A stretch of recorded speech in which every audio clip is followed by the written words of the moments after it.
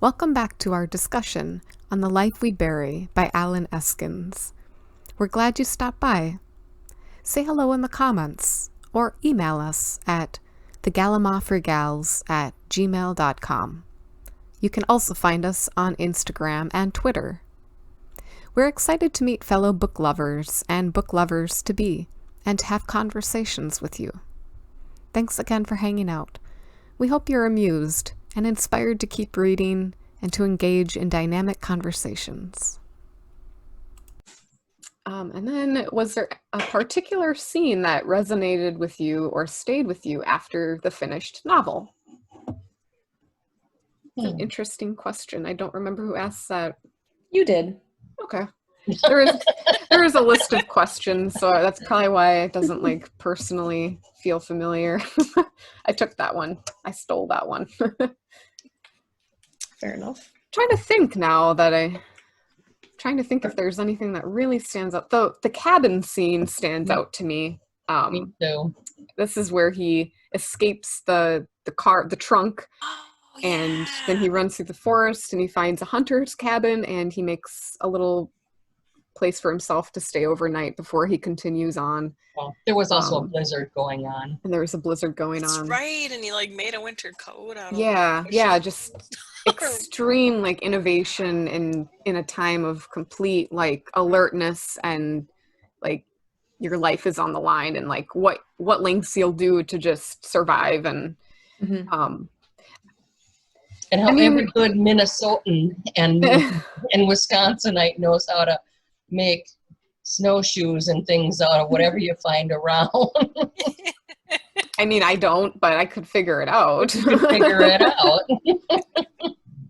Yeah, that one stands out to me just because of it just seemed like an island of something very different within the story of trying to figure out clues and interviews and stuff like that. It just felt more like a survival type scene, which I really enjoy those. But I just feel like it showed it didn't really, I don't know if it really showed me anything profound about Joe, because I think anyone would really probably figure out a way to stay warm and safe in that type of situation.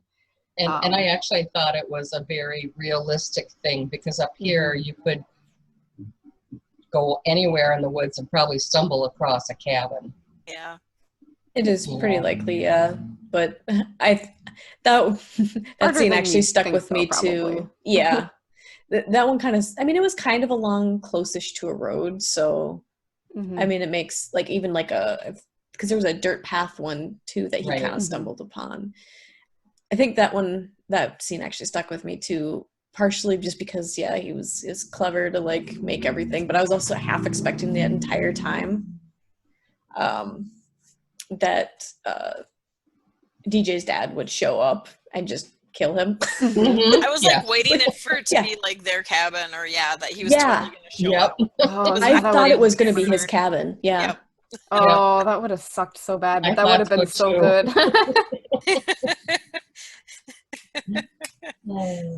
We watch too many scary movies, maybe.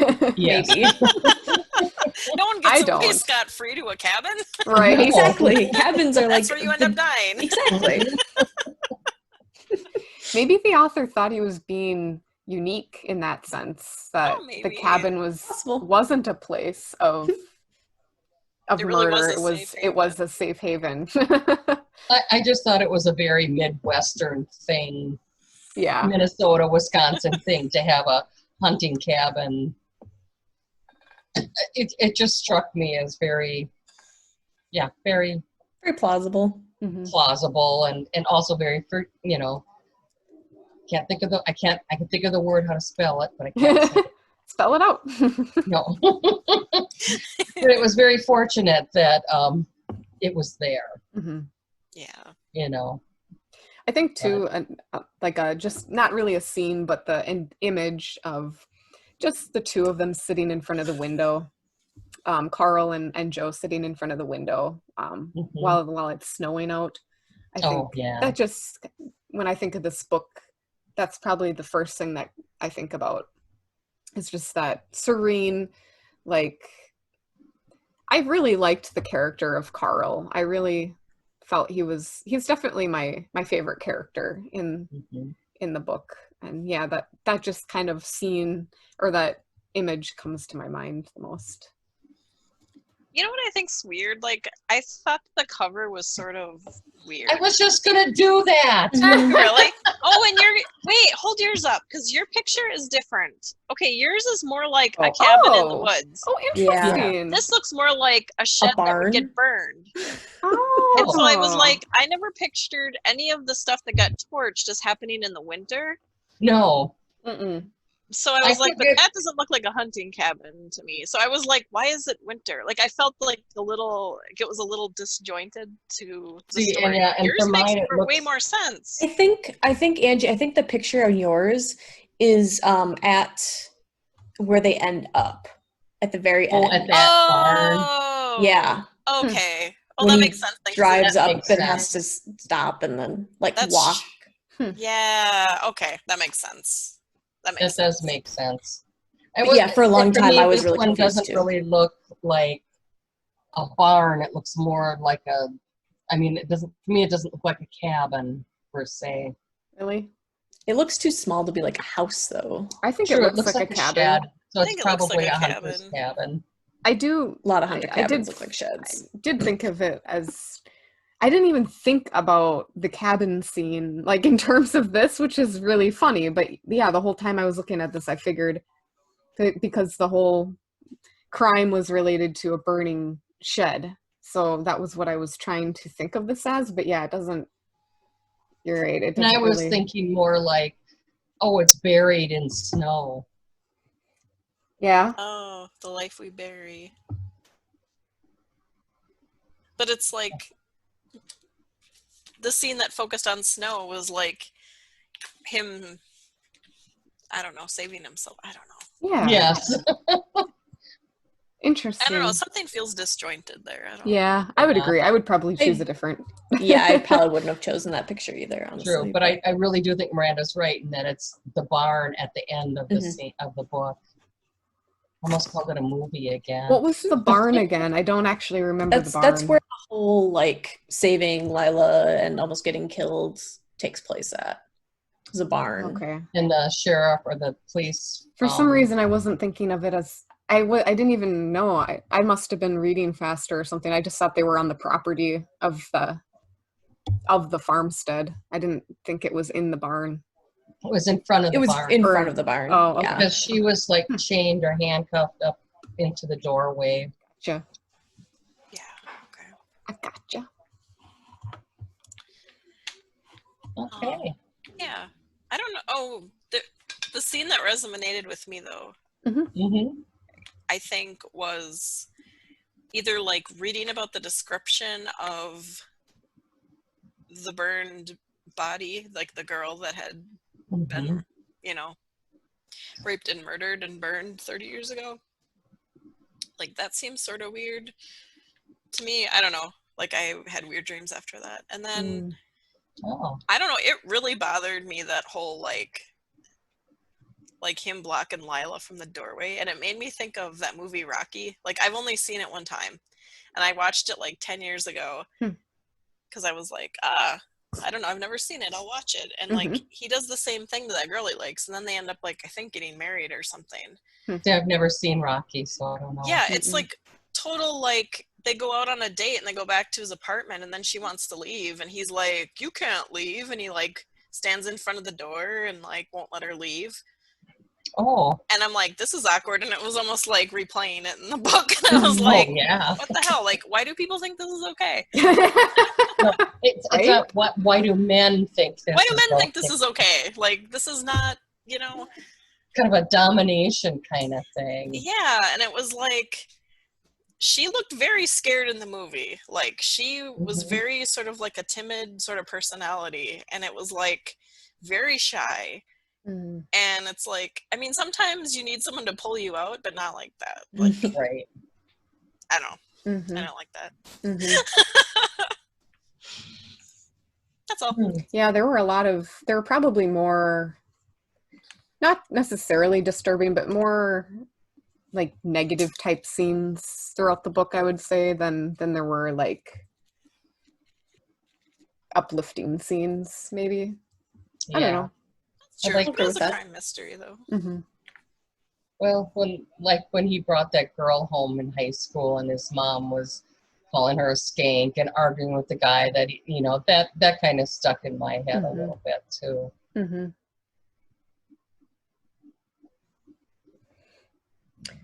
So did you guys like how the story ended? Why or why not? If you would have changed anything, what might you have changed about the ending? Someone would have died.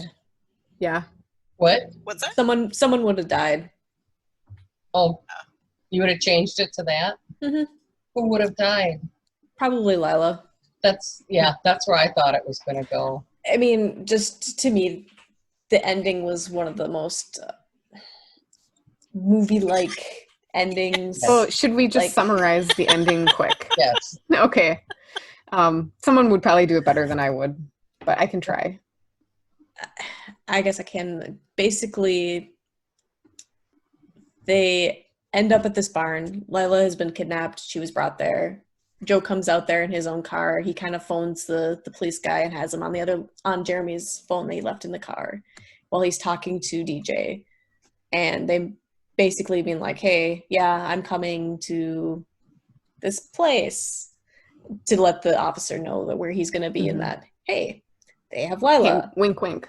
Like, make sure that you're there to save our asses. And like, he drives up, he makes it to the place that DJ wanted him to meet, and he's got Lila there chained up, hands over head, and he's got a gun, and Joe tries to like sneak around, and like, I don't remember exactly what he does, but I know he tries to like sneak around towards like some sort of like stream or river or something, and like come back around, but there's like lots of snow, and he's found. I mean, he's found, yeah. And I don't really remember what happens from there, but like then the police come out. Like there's some like violence that happens in between that, but then the police come and they save him. And I think maybe Joe might have hit DJ with something. A stick. Threw something at him, or a stick, or a piece of metal that he had found. Something like that. So, like, to me, and just to wrap that up, like, they end up being the heroes. They end up putting the pieces together that DJ was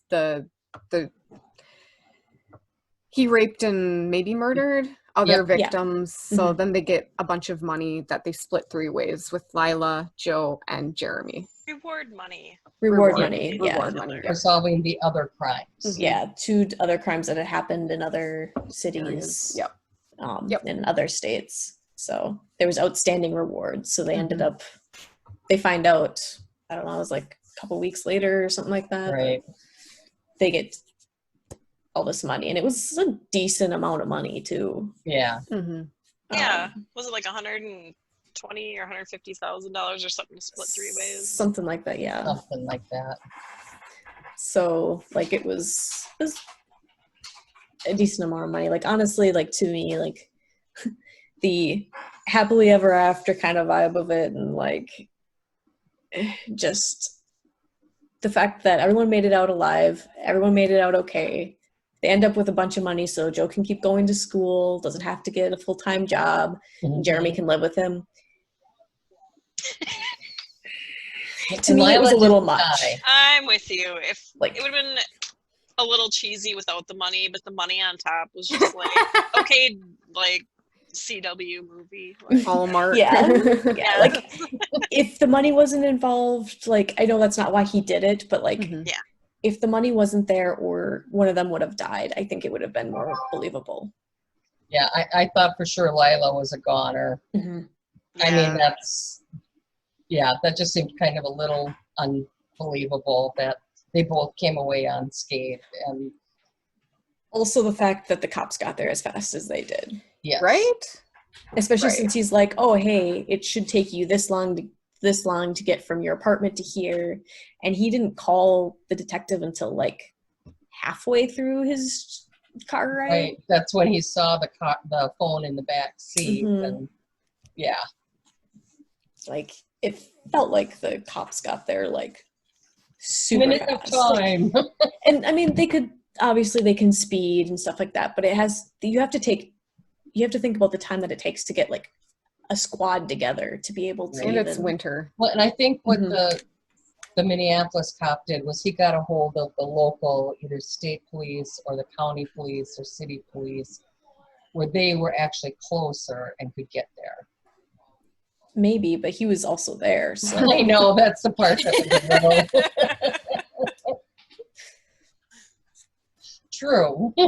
I think if I would have changed anything, I'm trying to think about that. Because, yeah, of course, I agree.